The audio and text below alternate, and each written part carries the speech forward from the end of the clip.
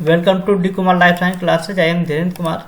दोस्तों, आज हम लोग बात करें बहुत ही इंपॉर्टेंट लेक्चर आपका है यूनिट 4 एंड 5 का, माइक्रोबायोलॉजी एंड इम्यूनोलॉजी का। इसमें जो शॉर्ट क्वेश्चन पूछे आते हैं, क्योंकि जब बच्चे एग्जामिनेशन में लिखते हैं शॉर्ट क्वेश्चन तो काफ़ी बड़ा लिखते चले जाते हैं, 2 पेज 3 पेज में चले जाते हैं, जिसमें उनका टाइम भी किल होता है और जो पूरा कंप्लीट जो क्वेश्चन होता है उसको कर नहीं पाते। तो शॉर्ट क्वेश्चन कैसे लिखना है, क्या लिमिट है, वो हम आपको बताने जा रहे हैं। दूसरा चीज़ आपका है कि ये सब क्वेश्चन बहुत इंपॉर्टेंट है। आपके जितने भी आपके एग्जाम में 2 नंबर क्वेश्चन पूछे गए, पूरे क्वेश्चन का उसका आंसर है, जिससे आप वेल क्लियर हो पाएँ कि उसका कैसे क्या लिखना है और उसको खूब अच्छे से आप याद कर पाएँ। तो स्टार्ट करते हैं 1 बाय 1 दोस्तों। देखिए, पहला क्वेश्चन आपका है डिफाइन इम्यूनोजेनिसिटी एंड एंटीजेनिसिटी। बहुत इंपॉर्टेंट आपका क्वेश्चन है। तो immunogenicity is the ability to induce a humoral and cell mediated immune response. देखा जाए इम्यूनोजेनिसिटी का मतलब क्या हुआ कि आपके बॉडी में क्या करना है, इंड्यूस करना है ह्यूमरल और सेल मेडिएटेड इम्यून रिस्पॉन्स को, उसको हम लोग क्या बोलते हैं, immunogenicity. Antigenicity is the ability to specifically combine with the final product of the immune response. मतलब एंटीबॉडी से क्या करना, आपके बाइंड करना, वो डिपेंड करता है क्या, एंटीजेनिसिटी। देखा जाए अब यहाँ पे हमने डिटेल उसको बताया, एंटीजेनिसिटी और इम्यूनोजेनिसिटी। एंटीजेनिसिटी की यहाँ पे बात करें, the ability of specific services to induce the immunological response when the human body encounter it. देखा जाए जब कोई भी एंटीजन आपकी बॉडी में इंटर होता है तो उसके अगेंस्ट क्या करना है कि स्पेसिफिक सब्सटेंस क्या करना, आपका इंड्यूस करना इम्यूनोलॉजिकल रिस्पॉन्स के लिए। तो ये बहुत इंपॉर्टेंट है एंटीजेनिसिटी। इम्यूनोजेनिसिटी की बात करते हैं, the ability of a specific foreign substance such as antigen to generate an immune response in the body of the human और अदर एनिमल। कोई भी ह्यूमन और अदर एनिमल की हम बात करें, जब कोई भी एंटीजन आपकी बॉडी में इंटर होता है तो जनरेट करता क्या, इम्यून रिस्पॉन्स, उसको क्या होता है, इम्यूनोजेनिसिटी। इसी के वर्ड से ही आपके क्लियर होना चाहिए। इम्यूनो मतलब होता है इम्यून सिस्टम, जेनिसिटी का मतलब होता है उसको जनरेट करना। इम्यून सिस्टम को जनरेट करने वाला जो सब्सटेंस होता है उसके अकॉर्डिंग हम लोग उसको बोलते क्या, इम्यूनोजेनिसिटी। Antigen produce immunogenicity. यहाँ पे क्या होगा, इम्यूनोजन प्रोड्यूस इम्यूनोजेनिसिटी। जैसे एग्जाम्पल की बात करें एंटीजेनिसिटी का, जैसे lipid, polysaccharide, nucleic acid, protein induce antigenicity. यहाँ पे बात करते हैं large polysaccharide and protein induce immunogenicity. जो भी लार्ज पॉलीसेकेराइड होंगे, प्रोटीन होंगे, वो क्या करेंगे, इम्यूनोजेनिसिटी इंड्यूस करेंगे। तो आप ऐसे क्वेश्चन का लिखेंगे तो आपका नंबर बहुत अच्छा मिलेगा। दूसरा क्वेश्चन की बात करते हैं, write the function of antigen presenting cell, give example. Antigen presenting cell होते क्या है, उसकी एग्जाम्पल देना है। Antigen presenting cell are the heterogeneous group of cell that include macrophage, B cell, dendritic cell। इसको हम लोग क्या बोलते हैं, antigen presenting cell. These specialized population initiate adaptive immunity response by presenting antigen capture from the environment to T and B lymphocyte। बिल्कुल, the processed antigenic peptide are then presented on the surface of APC, मतलब antigen presenting cell bound to the MSC molecule। There are 2 main class of the MSC molecule। MSC class 1 molecule present peptide to CD8 plus T lymphocyte cytotoxic T cell, while the MSC class 2 molecule present peptide to CD4 and T cell means helper T cell। अब इसमें देखा जाए, जब हम लोग बात कर रहे हैं किसकी दोस्तों, एंटीजन प्रेजेंटिंग सेल का, तो हम लोग क्या बोलते हैं, हमारे बॉडी के अंदर क्या होता है, हेट्रोजीनियस ग्रुप के क्या होते हैं, सेल होते हैं। जैसे macrophage, B cell, dendritic cell होते हैं, ये सब क्या होते हैं, एंटीजन प्रेजेंटिंग सेल होते हैं। इनका मेन वर्क क्या होता है, जब कोई भी एंटीजन क्या करना आपके बॉडी में इंटर करता है तो इनिशिएट करता है किसको, एडिटिव इम्यूनिटी को। जब आपकी एडिटिव इम्यूनिटी क्या होती है, आपका इनिशिएट हो जाती है, तो कहीं ना कहीं क्या करेंगे, वो बी और टी सेल को एक्टिवेट करेंगे और उस पार्टिकुलर एंटीजन के अगेंस्ट क्या करेगा, इम्यून सिस्टम प्रोड्यूस करेगा। जब हम लोग बात करते हैं इसमें एंटीजन प्रेजेंटिंग सेल के सरफेस पे बाउंडेड होते हैं एमएससी मालिक्यूल। एमएससी मालिक्यूल के दो मेन क्लास होते हैं, क्लास 1 और क्लास 2 एमएससी मालिक्यूल। तो क्लास 1 एमएससी मालिक्यूल की हम बात करते हैं जिसमें पेप्टाइड जो होते हैं CD8+ T लिम्फोसाइट होते हैं जिसको साइटोटॉक्सिक टी सेल बोलते हैं। और एमएससी मालिक्यूल 2 जो आपके होते हैं उसमें प्रेजेंट होते हैं क्या, CD8+ T हेल्पर सेल। ये बहुत इंपॉर्टेंट है। Antigen presenting cell interact with the T cell that express T cell receptor specific to present antigen MSC molecule complex. देखा जाए जब कोई भी एपीसी होता है वो इंटरेक्ट किस होता है, टी सेल, और वो क्या एक्सप्रेस कर देता है, टी सेल रिसेप्टर, जिसको क्या बोलते हैं, TCR, जो क्या करता है आपकी बॉडी में एक स्पेसिफिक एमएससी माने एंटीजन एमएससी मालिक्यूल क्या करता है, आपको प्रोड्यूस करता है। तो ये बहुत इंपॉर्टेंट चीज आपके होते हैं। नेक्स्ट क्वेश्चन की बात करते हैं, what are the function of MSC molecule. अभी हम लोगों ने डिस्कस किया है एमएससी मालिक्यूल का क्या फंक्शन होता है नेक्स्ट लेक्चर में, मैंने उसमें क्वेश्चन में। इसमें बात करते हैं एमएससी मालिक्यूल का फुल फॉर्म क्या होता है दोस्तों, major histocompatibility complex molecule. It is also known as human leucocyte antigen, जिसको क्या बोलते हैं, HLA molecule in human serve essential function in the immune system. ये एमएससी मालिक्यूल जो होता है इसको हम लोग दोस्तों दूसरा नाम क्या होता है, HLA। ये हमारे बॉडी में इसका सबसे इंपॉर्टेंट क्या होता है, एसेंशियल फंक्शन होता है किसमें, इन इम्यून सिस्टम में। MSC molecule glycoprotein are present in all nucleated cell. जितने भी आपके न्यूक्लिएटेड सेल होते हैं उसमें कौन सा होता है, एमएससी मालिक्यूल 1 क्या होता है आपका प्रेजेंट होता है। MSC molecule 2 are only present on specialized antigen presenting cell include macrophage that engulf foreign particles such as bacteria, dendritic cell that present antigen to T cell and B cell that produce antibody। देखा जाए major histocompatibility complex की बात किया, इसका essential main function क्या होता है, immune system में। लेकिन हमारे बॉडी में दो प्रकार की सेल होती है, एक होता है न्यूक्लिएटेड सेल होती हैं और एक क्या होता है आपकी स्पेशलाइज्ड सेल होते हैं।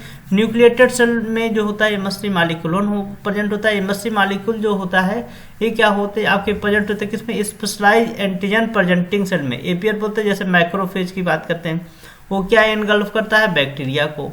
डेंड्रिटिक सेल क्या करता है, वो प्रेजेंट होता है किसमें, टी सेल और बी सेल पे, वो प्रोड्यूस करता है एंटीबॉडी। तो ये एमएससी मालिक्यूल का क्या है, बहुत इंपॉर्टेंट क्या होता है आपका फंक्शन होता है। डिफाइंड रिया, रिया को हम लोग बात करते हैं, फुल फॉर्म की बात करें, radio immuno essay. Radio immuno essay, it is an immuno essay that use radio level molecule in a step formation of immune complex. RIA is a very sensitive and in vitro assay technique used to measure the concentration of substance, measure antigen concentration by use of antibody। अब इसमें देखा जाए हम लोग बात करते हैं रिया की बात करें, रेडियो इम्यूनो एसे। इसका मेन होता है एंटीजन एंटीबॉडी इंटरेक्शन को क्या करना, आइडेंटिफाई करना, स्टडी करना कि एंटीजन प्रेजेंट है कि नहीं, उसको कैसे करते हैं एंटीबॉडी से। लेकिन इसमें इंपॉर्टेंट चीज होता है हम लोग क्या करते हैं, आपके एंटीबॉडी को रेडियो लेवल करते हैं। रेडियो लेवल की हम लोग बात करते हैं, उसमें रेडियो एक्टिविटी क्या करते हैं, जनरेट करते हैं। तो यदि हम रेडियो लेवल के थ्रू हम लोग क्या करें, एंटीजन एंटीबॉडी इंटरेक्शन को स्टडी करते हैं, उसी को बोलते हैं रिया। यदि हम लोग रिया के माने रेडियो एक्टिव सब्सटेंस के साथ क्या करें, एंजाइम करें, तो उसको बोलेंगे एलाइजा, एंजाइम लिंक्ड इम्यूनोसॉर्बेंट एसे। दोनों का मेन फंक्शन क्या है, सेम है, एंटीजन एंटीबॉडी इंटरेक्शन करना, वहीं उसकी एंटीजन की क्या करना, स्टडी करना, उसके कंसंट्रेशन को क्या करना, मेजर करना। ये इन विट्रो टेक्निक होता है, चाहे हम एलाइजा की बात करें चाहे रिया की बात करें। ये बहुत इंपॉर्टेंट है, रिया आपके एग्जाम में बहुत बार पूछे गए, एलाइजा भी 2 नंबर में पूछे आते हैं।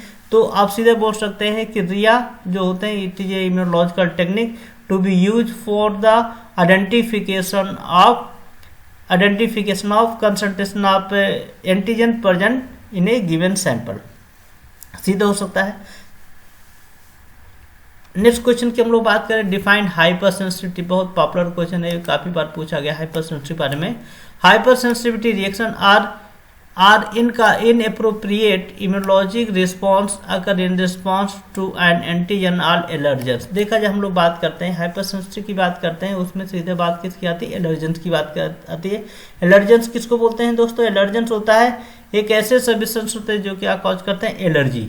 This abnormal reaction can lead to tissue damage, inflammation and various symptoms। जब आपको इस टाइप के रिएक्शंस होते हैं हाइपर सेंसिटिविटी रिएक्शन, तो क्या होता है उसमें टिश्यू डैमेज होते हैं, इन्फ्लेमेशन होता है और वेरियस सिम्टम आपके बॉडी पे जनरेट होते हैं। Hypersensitivity reaction classify in 4 major types based on the underlying immunological mechanism.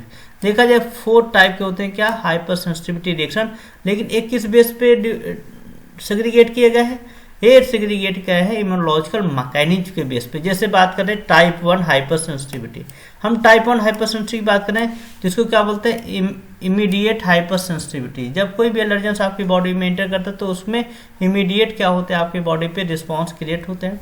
दूसरा क्या होता है, टाइप 2 हाइपर सेंसिटिविटी की बात करें तो साइटोटॉक्सिक हाइपर सेंसिटिविटी की बात होती है। टाइप 3 की हम लोग बात करें immune complex mediated hyper sensitivity की बात होती है।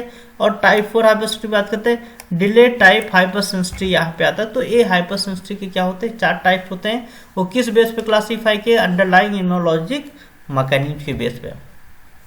नेक्स्ट क्वेश्चन है, write the etiology of tuberculosis. The tuberculosis is cause by bacteria mycobacterium tuberculosis. ये बैक्टीरिया का नाम है जो क्या कॉज करता है आपकी बॉडी में tuberculosis. The bacteria attack the lungs but TB bacteria can attack any part of the body such as kidney, spine and also brain. People with active TB disease in the lungs or voice box can spread the disease. They relay tiny droplet and carry the bacteria through the air। अब इसमें हम लोग बात करते हैं tuberculosis की बात करते हैं तो दोस्तों किससे होता है, माइकोबैक्टीरियम ट्यूबरकुलम में। और माइकोबैक्टीरियम ट्यूबरकुलम जो होता है उसका मेन पार्ट होता है हमारे बॉडी में लंग्स पे करता है, लेकिन टीबी बैक्टीरिया होते हैं बॉडी के अनदर पार्ट में भी क्या करते हैं, आपको डायरेक्टली क्या करते हैं, आपको इफेक्ट करते हैं। जैसे किडनी हो गया, स्पाइन हो गया, ब्रेन हो गया, इन पे भी क्या करते हैं, वो कहीं ना कहीं इम्पैक्ट कॉज आपके करते हैं। ठीक है, जो आपके क्या होता है एक्टिव टीबी होते हैं वो क्या होते हैं, आपके ड्रॉपलेट, जब हम लोग स्नीजिंग कफिंग करते हैं तो वो ड्रॉपलेट के फॉर्म में एयर के थ्रू क्या है दूसरी बॉडी में क्या होते हैं ट्रांसमिट होते चले जाते हैं, वो उसको बोलते हैं क्या, etiology of the tuberculosis. Write the pathophysiology of amoebiasis. Amoebiasis is an infection cause by protozoa entamoeba histolytica. देखा जाए हम अम्बायोसिस की बात करते हैं, एक वाटर बॉर्न डिजीज है। वाटर बॉर्न डिजीज का मतलब होता है ये स्प्रेड कैसे होता है, कंटेमिनेटेड वाटर से। यदि आपके वाटर में एंटीबायोटिका है, यदि आप ऐसे वाटर को इनटेक करेंगे तो आपको क्या हो जाएगा, अम्बायोसिस हो जाता है। The protozoa parasite is capable of invading the intestinal mucosa and में spread to other organ mainly in the liver.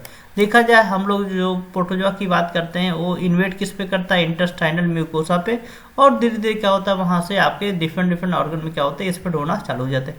The pathophysiology of amoebiasis involve several stages include infection, invasion of host tissue and immune response. ये क्या होते हैं, पैथोफियोलॉजी होते हैं किसके, आपके, जिसमें सेवरल स्टेजेस आपके होते हैं। नेक्स्ट क्वेश्चन की बात करते हैं, enlist various microorganism for industrial use. Various microorganism are utilised in industrial purpose for the ability to produce valuable products and catalyse specific reaction. देखा जाए हमारे लिए माइक्रो ऑर्गेनिज्म का industry में बहुत मेजर यूज है। जैसे बात करते हैं वन बाय वन, जैसे बैक्टीरिया, इकोलाई की बात करते हैं, use for production of various recombinant protein, enzyme and biofuel. ये आपके बहुत इंपॉर्टेंट होते हैं इकोलाई। दूसरा बात करते हैं बैसिलस सबटिलिस, इसका हम लोग यूज करते हैं एंजाइम प्रोडक्शन में और एंटीबॉडी प्रोडक्शन में, और कुछ स्पेशलाइज्ड केमिकल होते हैं उसके प्रोडक्शन में इन्वॉल्व होता है। स्ट्रेप्टोमाइसिस स्पीसीज की बात करते हैं, जिससे हम लोग क्या दोस्तों प्रोड्यूस करते हैं एंटीबॉडी, एंटीबायोटिक की बात करें जैसे स्ट्रेप्टोमाइसिन, टेट्रासाइक्लिन, एरिथ्रोमाइसिन, ये सब क्या होते हैं एंटीबायोटिक प्रोड्यूस होते हैं किससे, स्ट्रेप्टोमाइसिस से। लैक्टोबैसिलस बैक्टीरिया बहुत पावरफुल बैक्टीरिया है, इससे हम लोग क्या प्रोड्यूस करते हैं दोस्तों, डेयरी प्रोडक्ट्स आपके प्रोड्यूस करते हैं, वेल नोन हम लोग हैं। नेक्स्ट बात करते हैं फंजाई, सैक्रोमाइसिस सेरिवेसी की बात करते हैं, जिसका हम लोग वाइडली यूज करते हैं किसमें, एल्कोहल ब्रीवेजेज में, जैसे बियर, वाइन, बेकर, ईस्ट, इन सब के फॉर्मेशन में क्या है, सैक्रोमाइसिस सेरिवेसी हम लोग यूज करते हैं ईस्ट का। एस्परजिलस स्पीसीज की बात करते हैं, जिससे हम लोग एंजाइम और ऑर्गेनिक एसिड प्रोड्यूस करते हैं, जैसे एंजाइम की बात करते हैं एमाइलेज, प्रोटीएज, ये प्रोड्यूस होता है किससे, एस्परजिलस नाइगर से। और ऑर्गेनिक एसिड की हम बात करते हैं सिट्रिक एसिड प्रोड्यूस होता है किससे, एस्परजिलस नाइगर से। पेनिसिलियम की बात करते हैं, ये आपके एंटीबायोटिक प्रोड्यूस करता है पेनिसिलिन। बहुत से एंजाइम प्रोड्यूस होते हैं जो फूड और ब्रीवेजेज प्रोसेस में यूज होते हैं। ट्राइकोडर्मा बहुत इंपॉर्टेंट है, use for the production of cellulase and other enzyme for biomass conversion and biofuel production, इसका बहुत इंपॉर्टेंट रोल होता है। एल्गी की बात करते हैं, कोरेला, स्पाइरुलम, हेमेटोकोकस, ये सब आपके क्या है, एल्गी होते हैं, जिसका हम लोग यूज करते हैं किसमें, production of additional food additive, nutritional supplement, pigment जैसे क्लोरोफिल एंड बायोफ्यूल, ये सब के प्रोडक्शन में क्या करते हैं हम लोग यूज करते हैं आपके कोरेला स्पाइरुलिना का। नेक्स्ट क्वेश्चन की हम लोग बात करते हैं various microorganism for bio remediation. आपको माइक्रो का इनलिस्ट करना है जो बायो रिमेडिएशन में यूज होता है। बायो रिमेडिएशन रियल में है क्या, bioremediation is a process that utilize microorganism to degrade और detoxify pollutant in the environment. जो भी आपके इन्वायरमेंट में पॉल्यूटेंट है उसको क्या करता है, डिग्रेड करता है। कौन, माइक्रो ऑर्गेनिज्म, उससे क्या होते हैं आपके bioremediation. Various microorganism होते हैं जैसे bacteria, fungi, algae play the important role in bioremediation. जैसे बैक्टीरिया की बात करते हैं, स्यूडोमोनास। स्यूडोमोनास जो होता है बेटे बहुत अच्छा माइक्रो ऑर्गेनिज्म होता है जो बायो रिमेडिएशन में इन्वॉल्व होता है। Known for their ability to degrade the wide range of organic pollutant include hydrocarbon, aromatic carbon and pesticide। देखा यदि हमारे सराउंडिंग में हाइड्रोकार्बन, एरोमेटिक कंपाउंड, पेस्टिसाइड बहुत ज़्यादा रिच अमाउंट में जो पॉल्यूटेंट कॉज करता है, पॉल्यूशन कॉज कर रहा है, तो उसमें स्यूडोमोनास हम लोग यूज करते हैं। तो स्यूडोमोनास क्या करता है, उसको डिग्रेड कर देता है। दूसरा बात करते हैं राइजोबियम। राइजोबियम की बात करते हैं, use phytoremediation process to enhance the degradation of pollutant in the rhizosphere of the plant. देखा जाए प्लांट में कभी कभी क्या होते हैं, कुछ पॉल्यूटेंट बहुत ज़्यादा बढ़ जाते हैं तो राइजोबियम क्या करता है, उसको डिग्रेड कर देता है। बैसिलस स्पीसीज की बात करें, effective in degrading hydrocarbon and toxin as well as in soil stability and nutritional recycle. देखा जाए न्यूट्रिशन रिसाइकिलिंग यदि हम लोग करते हैं और जो हाइड्रोकार्बन है, टॉक्सिक मेटल को इसको डिग्रेड करते हैं तो कहना कि क्या है, हमारा सराउंडिंग क्लीन हो जाता है। डीसल्फोवाइब्री स्पीसीज की बात करते हैं। डीसल्फोवाइब्री ये क्या करते हैं, एरोबिक बायोडिग्रेडेशन की बात करते हैं पॉल्यूटेंट का, जैसे क्लोरीनेटेड सॉल्वेंट या हैवी मेटल क्या करते हैं, वो डिग्रेड करते हैं। डायनोकोकस की हम लोग बात करते हैं, तो डायनोकोकस की बात करते हैं, ये कहीं ना कहीं आपके resistance to radiation and ability to withstand harsh environmental condition usually in the cleanup of the radioactive site. यदि कहीं पे रेडियोएक्टिव साइट्स हैं जहाँ पे उसको ज़्यादा उसका इफेक्ट हो रहा है तो वहाँ पे उसके क्लीनअप के लिए हम लोग यूज करते हैं आपका डायनोकोकस को। फंजाई की बात करते हैं, बहुत इंपॉर्टेंट होता है white rot fungi. White rot fungi की बात करते हैं, capable of degrading lignin and other complex organic pollutant include PAH and dye. देखा जाए पीएएच एंड डाई की बात करें, पॉलीसाइक्लिक एरोमेटिक हाइड्रोकार्बन और डाई जो होते हैं ये बहुत बड़े पॉल्यूटेंट होते हैं, उनको जो डिग्रेड करता है व्हाइट रॉट फंजाई हम लोग उसको बोलते हैं। एस्परजिलस स्पीसीज की हम लोग बात करें, use in the degradation of various organic pollutant as well as removal of heavy metals from the contaminated environment. यदि आपके इन्वायरमेंट में हैवी मेटल्स हैं, ऑर्गेनिक पॉल्यूटेंट है, तो उसको रिमूव करने के लिए हम लोग यूज करते हैं क्या, एस्परजिलस नाइगर। एल्गी की बात करते हैं जैसे कोरेला, यूटिलाइज फाइटो रिमेडिएशन प्रोसेस, जो फाइटो रिमेडिएशन प्रोसेस में जो होता है, जो हैवी मेटल्स को क्या करता है, वाटर और एक्विटी से क्या करता है, रिमूव करता है, डिग्रेड करता है। स्पाइरोगैरा की बात कर रहे हैं तो ये हैवी मेटल्स और ऑर्गेनिक पॉल्यूटेंट को क्या करते हैं, कंटामिनेटेड वाटर बॉडी से क्या करते हैं, उसको एब्जॉर्ब करते हैं या बायो एक्यूमुलेशन कर लेते हैं स्पाइरोगैरा। आर्की की बात करें जैसे मेथेनोजन, मेथेनोजन आपका होता है, ये भी कहने बायो रिमेडिएशन में वर्क होता है। Involve in anaerobic bioremediation process for the degradation of organic pollutant in environment with low oxygen level. यदि किसी इन्वायरमेंट में लो ऑक्सीजन लेवल है और वहाँ पे ऑर्गेनिक पॉल्यूटेंट ज़्यादा है तो हम लोग वहाँ पे यूज करते हैं कौन, मेथेनोजन। तो ये बैक्टीरिया, ये आपके आर्की बैक्टीरिया होते हैं मेथेनोजन, जो क्या करते हैं आपके एंड्रोबिक बायोरिमेडिएशन में इन्वॉल्व होते हैं। साइनोबैक्टीरिया की बात करते हैं, बहुत इंपॉर्टेंट होता है, इसको बोलते हैं ब्लू ग्रीन एल्गी। साइनोबैक्टीरिया की बात करें जैसे एनाबिना, नॉस्टॉक, इनका भी बहुत इंपॉर्टेंट रोल आपको होता है bioremediation of nitrogen and phosphorus pollutant in waste water and eutrophic environment through biological nutrition removal and nitrogen fixation. तो ये बहुत इंपॉर्टेंट होता है, जो नाइट्रोजन फिक्सेशन करके जो टॉक्सिकेंट है उसको क्या करते हैं, रिमूव कर देते हैं। थैंक यू दोस्तों, लास्ट तक आप लोग वीडियो देखा। उम्मीद करते हैं कि आपको कंसेप्ट क्लियर हो गया होगा। नेक्स्ट लेक्चर में हम लोग बात करेंगे एलाइजा के बारे में। दोस्तों आप ये वीडियो से अपने फ्रेंड को शेयर करें, क्योंकि आपका एक शेयर कहीं ना कहीं किसी बच्चे के लिए बेनिफिट हो सकता है। Thank you, all the best.